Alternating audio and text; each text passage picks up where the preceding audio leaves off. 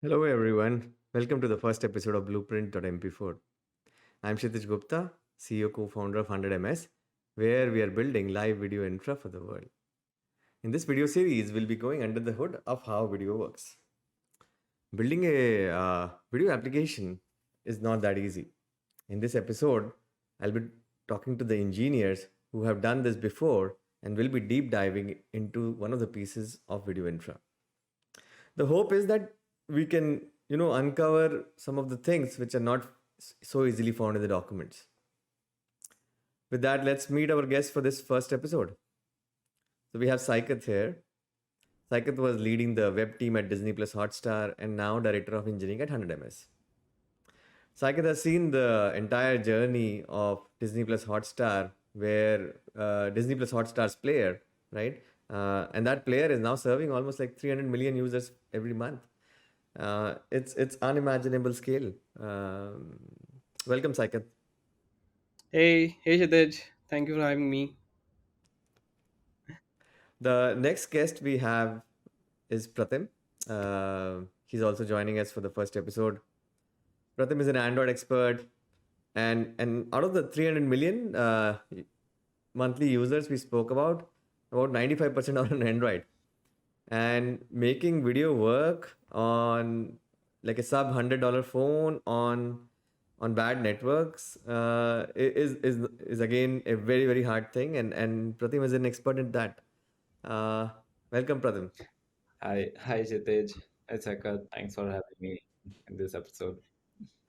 All right, so in this episode what we want to do is we want to go deeper into the video playback metrics. Yeah, and let's look at the a typical playback session of a user, Hey right? Pratim. And then from that playback session, we'll actually map it to metrics, right? Um, so all of you must have done that, right? You see a video on your screen and you click the play button, right? And when you click the play button, and instead of playing, it actually shows you an error saying something went wrong or network error. Um, this is our first metric, right? We call it playback failure metric. This is more of a reliability metric which measures the percentage of the time video is actually failing to play, right? For whatever reason. And we'll talk a lot more details in this video, right, about this metric. Um, Now let's take the journey further, right? After you have clicked the play button, there is a few seconds of spinner which is shown, and then the video starts playing, right? Um, and this is exactly our second metric. The amount of time the spinner shows up. This is called the player startup time. And your users don't like to wait at all, right? And in lab conditions, when you see it versus when users see it on their phones, it could be very widely different, right? um, Ideally the P90 should be few seconds. Otherwise users, there will be drop off. um, let's talk about the third metric here, right? So once the video starts playing, you will again see the spinner sometime, right? And spinner could be there for a long time, or it can happen that the spinner shows for smaller duration multiple times, right? And this is what we call rebuffering rate. And this measures for how long and for how many times did the user see the spinner. Going further along, when you are watching the video, sometimes you will also see that the quality kind of goes bad. Like you see a blurry video sometimes, and in the next metric, we want to kind of measure that, right? We want to measure how many times did you see good quality versus like a bad quality video, right? Um, and we call it bitrate switching metric. And with this metric, we want to kind of figure out what is the quality of videos video users are watching, right? uh, so in future episodes, we'll pick up more of these metrics. But in this episode, we want to deep dive into the PFR itself. And Saikat, you want to talk a little bit more details about the PFR? So yeah, before diving into playback failure rate, I would like give a quick intro on how people integrate video streaming in their platform. Um, so a typical journey would be like they would first introduce video streaming as a service on their backend services.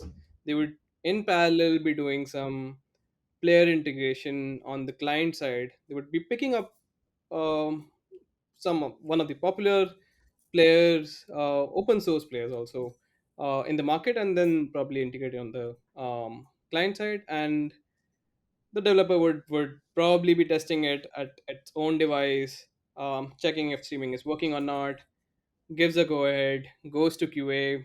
QA would be testing it on a bunch of devices, and things really work. But once the things really work good, they take it to production. Now, once they usually take it to production, that is where they face a bunch of issues. They start like the on call or the on call engineer is usually bombarded with uh, playback failed, oops, something went wrong, these different types of screenshots and hours to solve for it. And um, and I'm sure like this next 20, 20, 30 minutes we'll be talking about this scenario. How do we kind of track it, how do we measure it, and how do we even solve for it?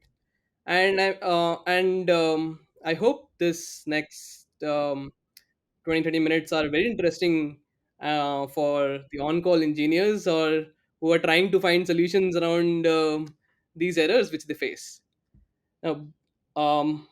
So before even we talk about why these error happens, let's define the error first.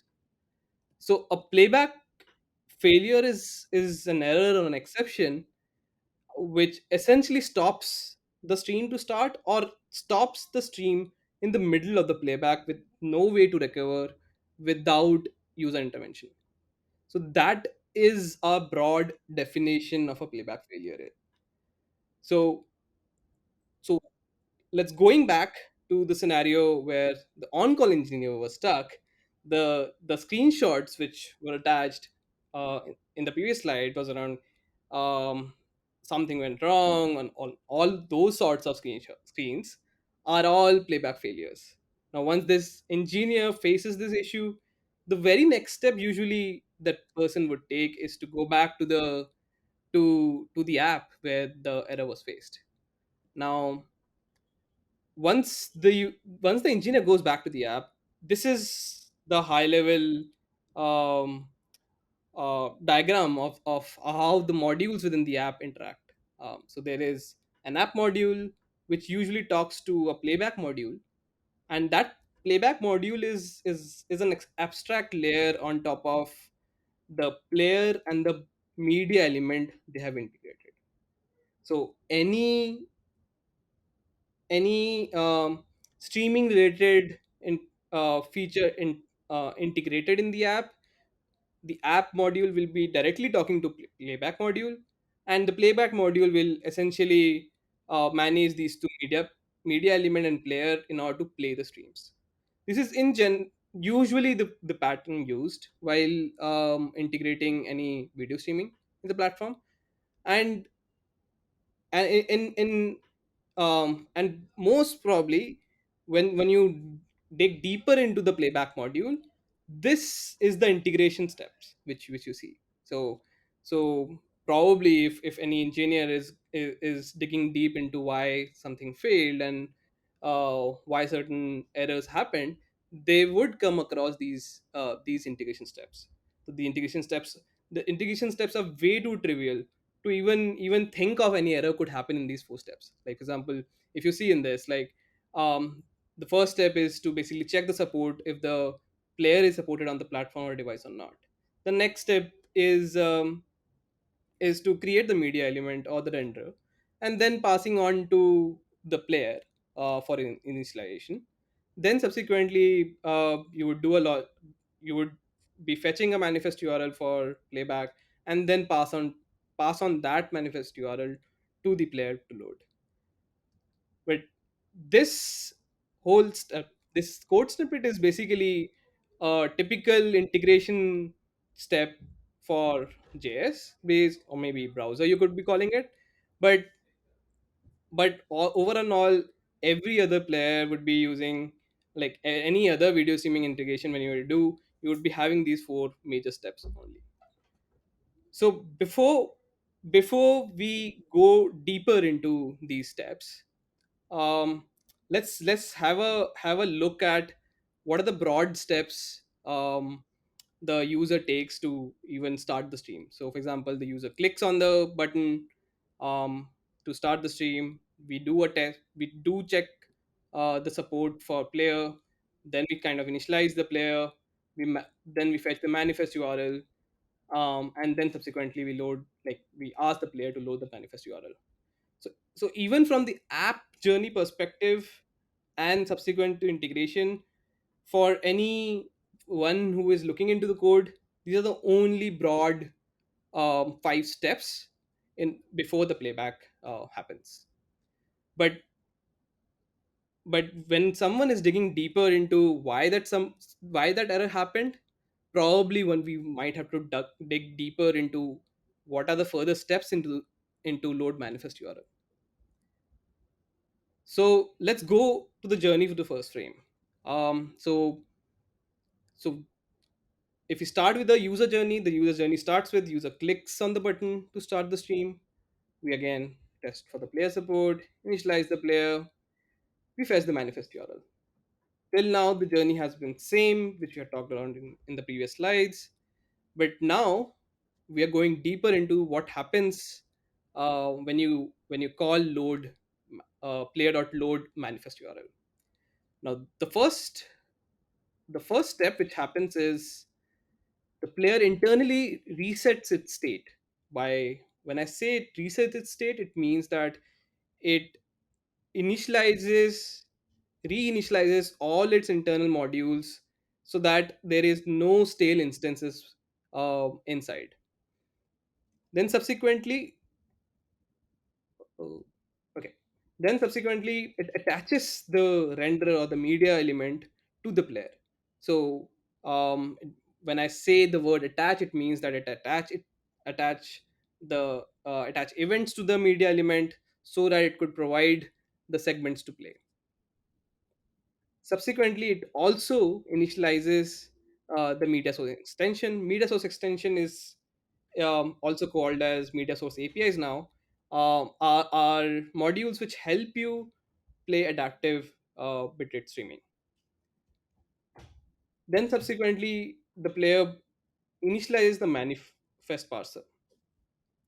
Once it has initialized the manifest parser, the same manifest parser would essentially go talk to the networking module to fetch the manifest.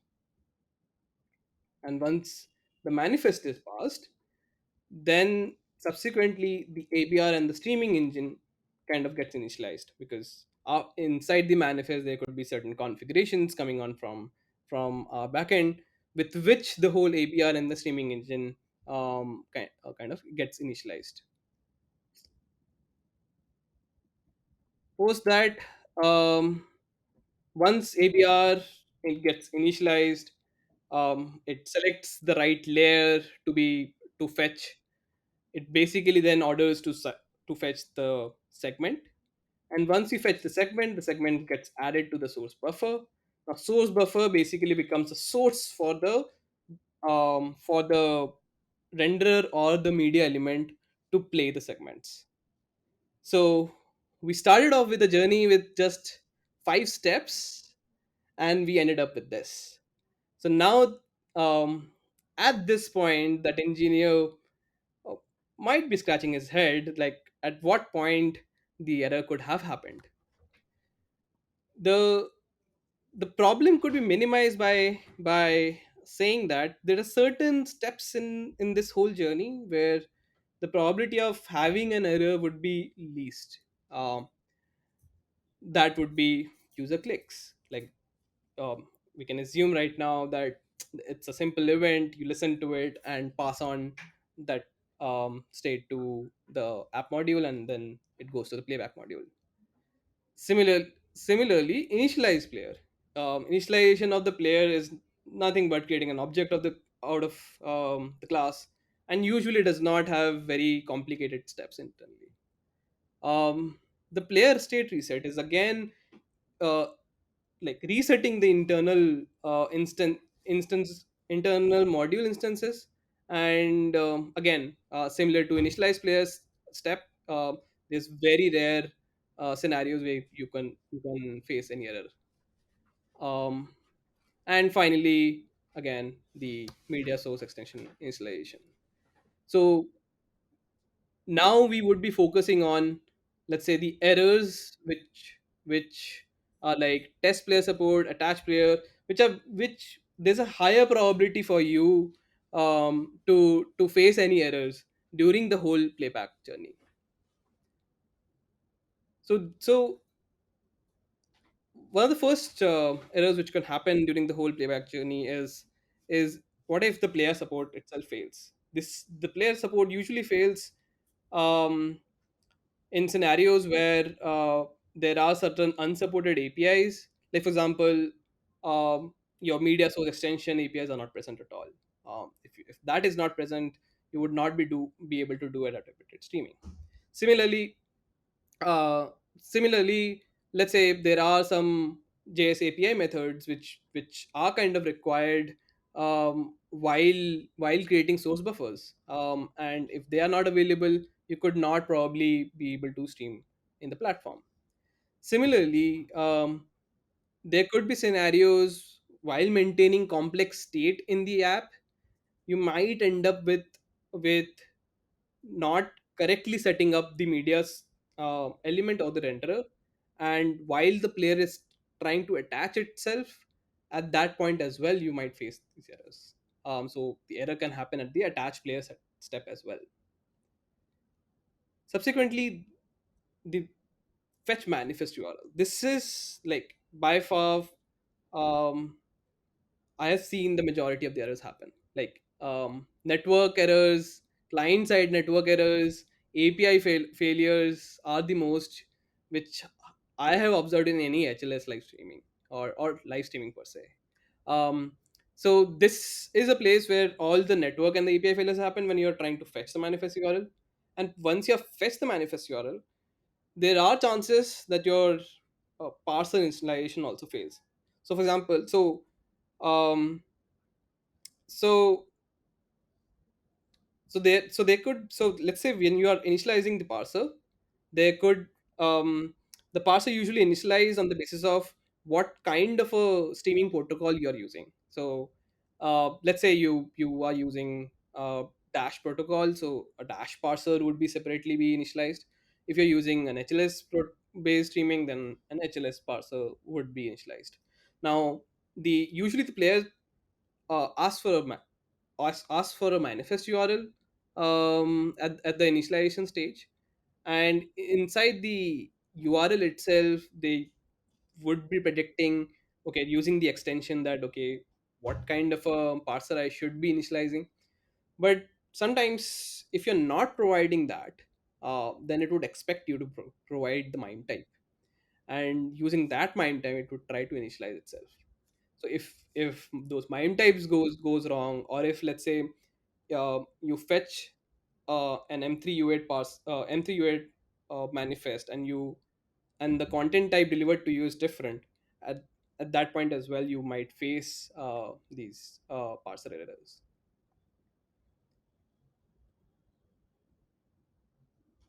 Okay.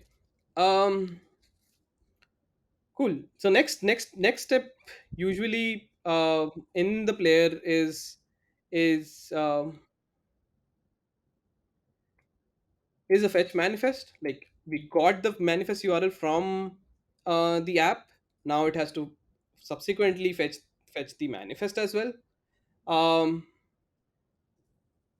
let's configure. So now at this step, inside the video player, it's similar to the fetch.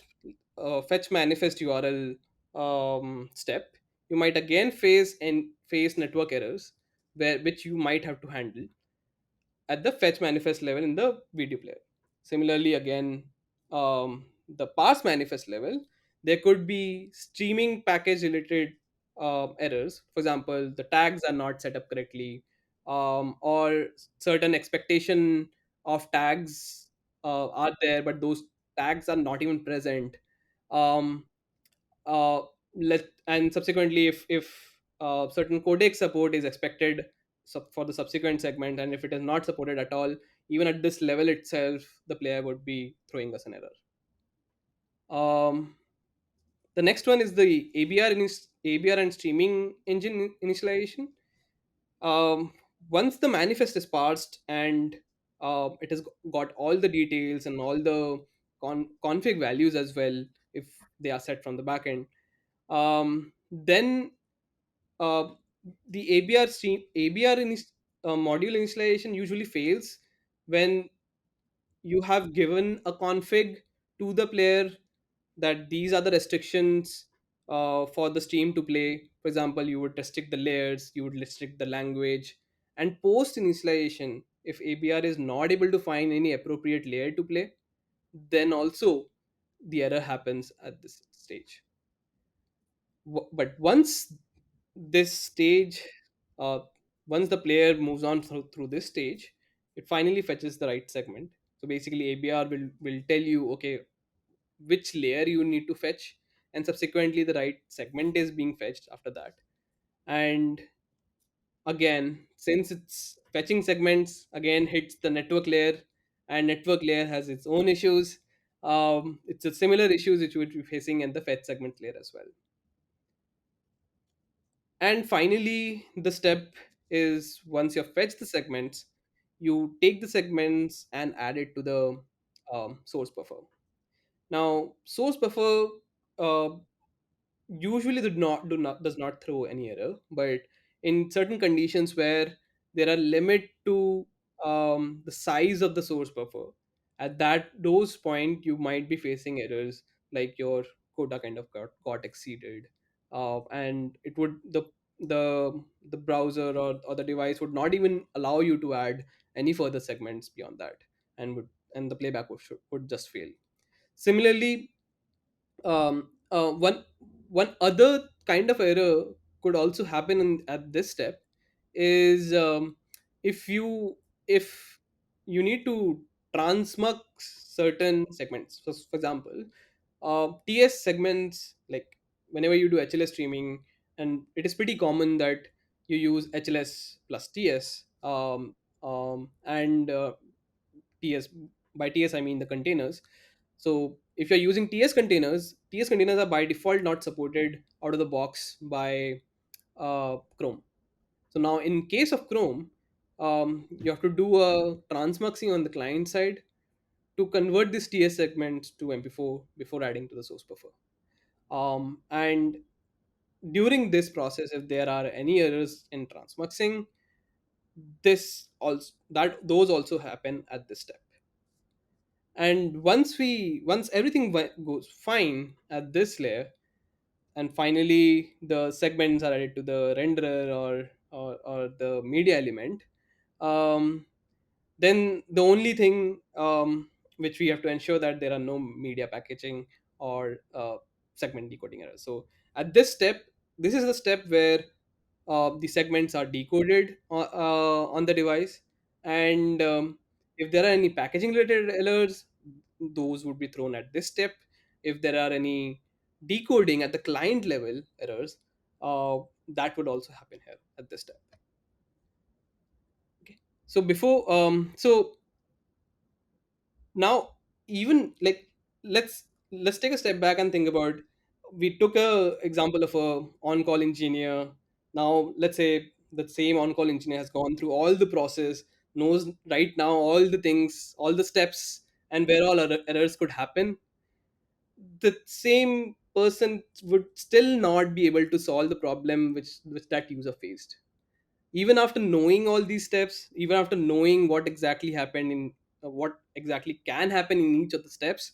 the person would not be able to solve those problems clearly, because these errors are specific, are a lot of times specific to a device, specific to a some scenario where the user got stuck.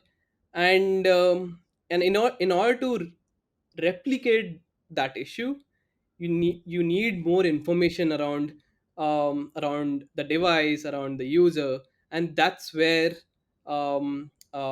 we would need help of a- analytics in order to solve for those playback failure errors. So going back to our high level diagram of how module used to be interacting inside the app.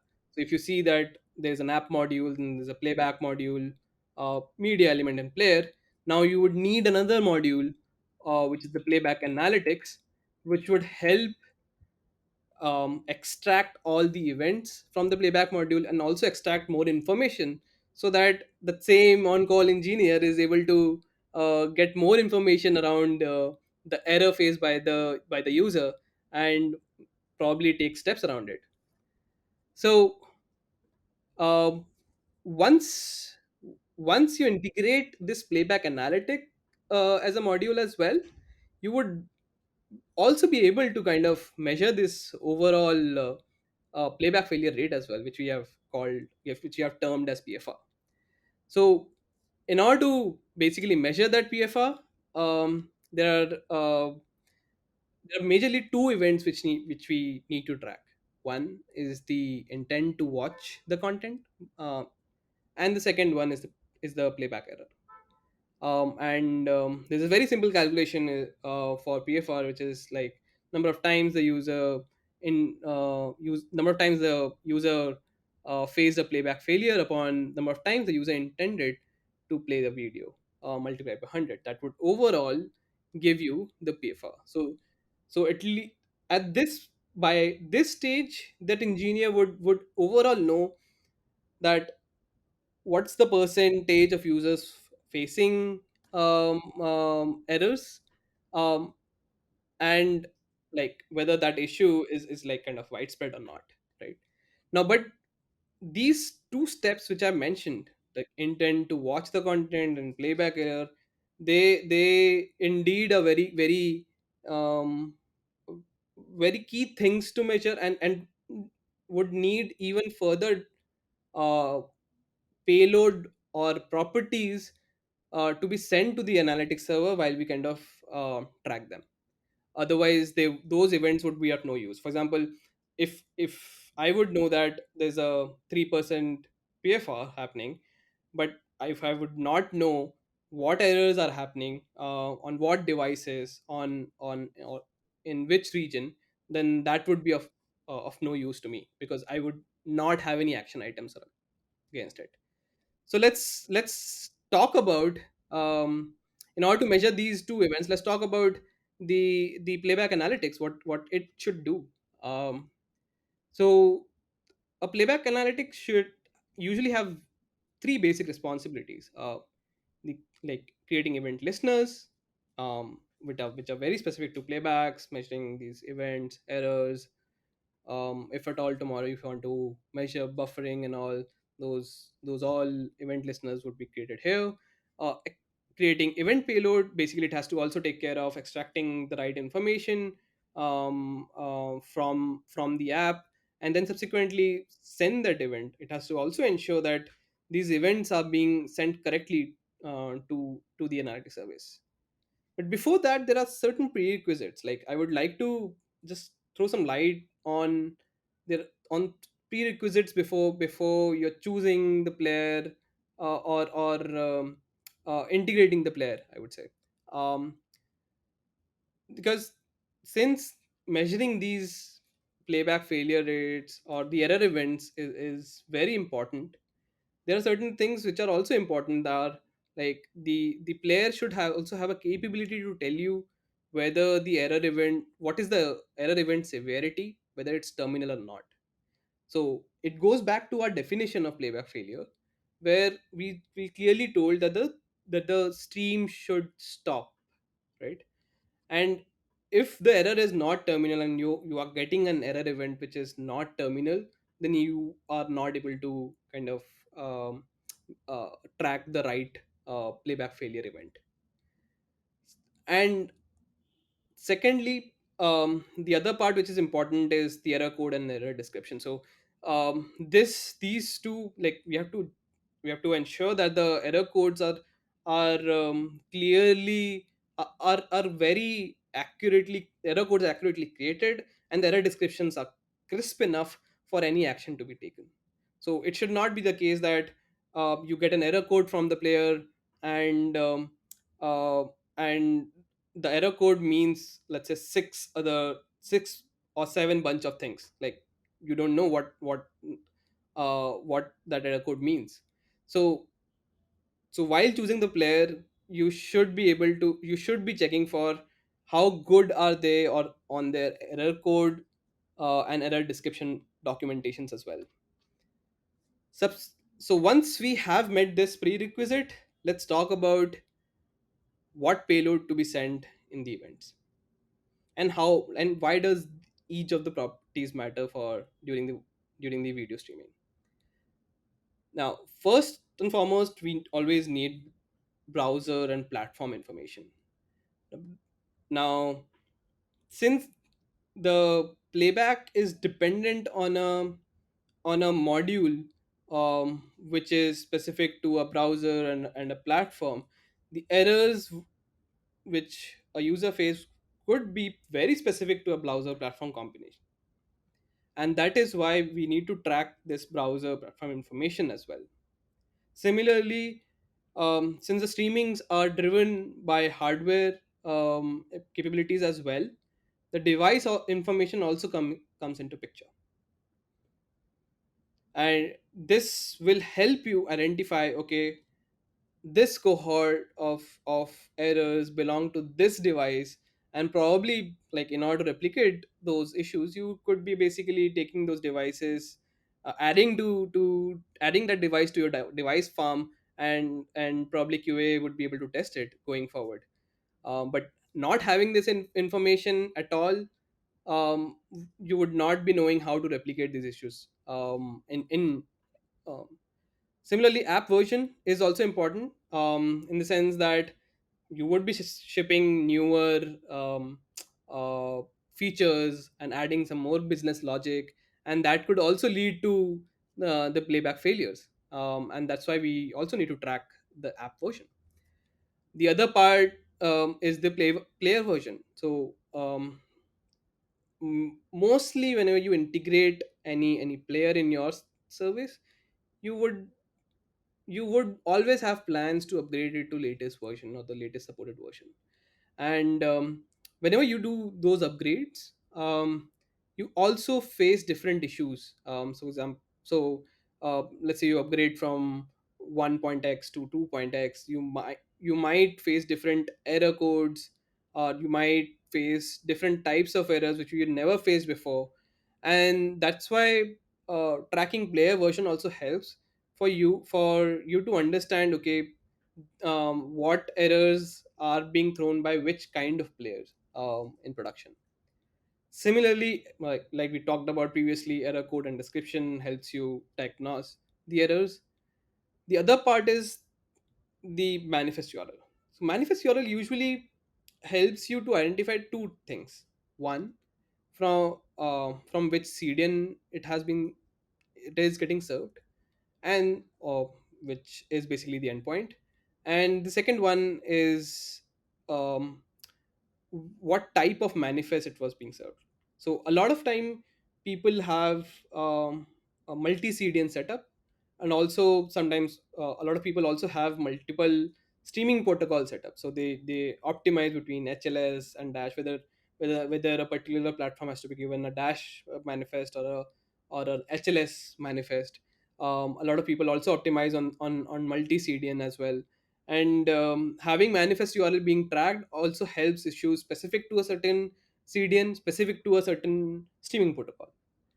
um, the next important property which needs to be tracked is ASN, and probably I'll club it with region. So ASN and region is every ISP has a ASN number attached, and that's why I added that property, that so that you are able to track at what ISP users are facing what issues. For example, there could be certain issues where these segments or manifest are not reaching the client's device, and that could be very specific to a particular ASN or ISP. Similarly, the CDN issues could be very specific to a region as well. Maybe certain CDN edge servers are not behaving correctly in certain particular region, and because of that your users are getting hurt. And that's why we need to track those informations as well. So so this, if you have these broad these number of mentioned properties being sent in the event payloads of error, you would there is a very high chance you would be able to narrow down why an error happened and how to reproduce it. Now let's talk about sending the event. Like, creation of event is important. Like, creating event listeners is important, and then attaching the right payload is also important. Similarly, even sending event is also important. If events are getting missed, and they don't reach the backend analytics service, then our whole PFR calculation goes on a toss. And hence, ensuring the event is getting sent at all times is a core responsibility of the playback analytics service.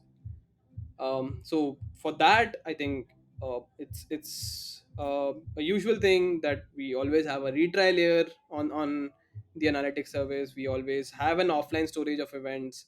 And um if you're if you are also sending player events other than errors, or let's say intent to watch the content, then you should also plan to have batching, because player throws a lots and lots of events, and it is always preferred to have batching enabled in such scenarios. So yeah, now finally I think, at this stage, after understanding how the player works, understanding what errors could happen at what steps within the player and outside the player in the app logic, and finally ensuring the if analytics service is integrated with all the event information it requires, I think. And now at this stage, the on-call engineer would fairly be have some view about how to fix the issue, or at least have the information to replicate it. And with that, I would say happy to answer any questions if you have. I'm happy. I hope these few minutes were very helpful for any engineer who is working around videos. And please drop by any questions if you guys have at my email, which is saikat at 100ms.live, or at my Twitter. Cool. Any questions, guys? So beautifully explained the entire journey of both the on-call engineer's pains and as well as the video frame. Uh, One thing what I think might be also valuable and people might be thinking it now, like the developers who are integrating a player or who are building the application based on some players. Uh, so we talked about all these different types of errors that are emitted by the player at different stages, right? So how does what do you think the developer should I mean, how does the developers react to the errors that are emitted in the playback time? So, should they retry or should they just leave those errors once they get it, leave it up to the player? Uh, is there certain Hmm. guidelines Hmm. or what should be a recommended Yeah. approach to deal with the errors? Yeah, yeah, very good question, Pratim. So it goes back to my original proposal of prerequisites. So so when you're choosing a player, uh, you try to choose a player which gives you all the error codes. It also gives you like whether the error is a terminal error, Mhm. or it could recover or not. Few like I think players like Shaka do a really good job in kind of giving you this information that whether it's recoverable error, and it also sometimes retries internally to kind of recover from that error. But it's one of the case like a lot of players which are there in the market which does not support this. Like you have to decipher on basis the error code that, oh, whether this is a recoverable error or not, or if it is, if I get this error code, what should be my recovery steps. You will have to probably go back to documentation, understand, and then kind of code it. So either you choose a player which supports all of these features, or you build a layer on top of the player which would basically listen to all these errors, takes necessary steps accordingly, and then throw the error to the analytic events only once it has like kind of given up that the player cannot recover, yeah, at all. Yeah, yeah, I think yeah, that makes sense. Otherwise, tracking of PFR would not be a good thing to do if we are also tracking errors that are internally retried by the player or the app, and finally it leads to resuming of the playback. I think what we're looking here is tracking of Yep. uh, number of occurrences which has led to stopping of the playback. So yeah, that's a good Yeah, point. absolutely, absolutely. Great. Cool. Anything else from Thank the you, Saket. team? Thank you, Saket. This is amazing. I mean, the association you guys have built with the PFR to on-call engineer is spot on. I want to tell a quick story again here. So, as Saikat said, like, building things, you will be able to build things, but the real problem comes when the lots of users starts to use use your software, and you are the on-call engineer. That's when the problems start, right? And imagine you are the on-call engineer and you get a call from your CEO saying, I got an error. And this is the screenshot. And this is on a what's maybe Saturday morning, 6 a.m. You get this call, right?